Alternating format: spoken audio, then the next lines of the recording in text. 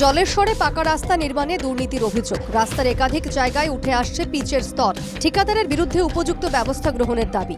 স্থানীয় বিধায়ক প্রশাসনের কাছে দাবি ক্ষুব্ধ এলাকাবাসী। গোয়ালপাড়ার জলেশ্বরে কিছুদিন আগেই পিচ ঢেলে রাস্তা পাকা করা হয়েছে। দামড়ি ভাষা থেকে গৌরনগর পর্যন্ত রাস্তা পাকা করা হয়েছে। দিন কয়েকের মধ্যেই রাস্তার একাধিক জায়গায় উঠে আসছে পিচ।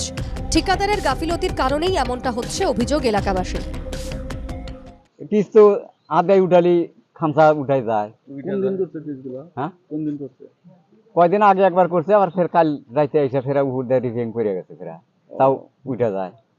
তাহলে উঠে যায় সব? হ্যাঁ, উঠা যায়, আদায় খামসা উঠা যায়। রাস্তা টিকলে কি করবো, তো আঙের লাগে ভালো। আপনাদের দাবি কি? আঙের দাবি রাস্তা ভালো লাগে। মুখ্যমন্ত্রী করবো না কোন ঠিকাদারই করবো, আঙের রাস্তা ভালো লাগে। ঠিকাদার কে? ঠিকাদার ইয়ার নাম মুক্তাদির নাকি, আমি নাম জানি না ভালো করে।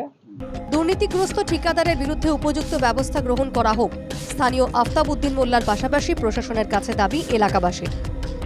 লক্ষ্মীপুর থেকে জহরুল ইসলামের রিপোর্ট, NKTV বাংলা।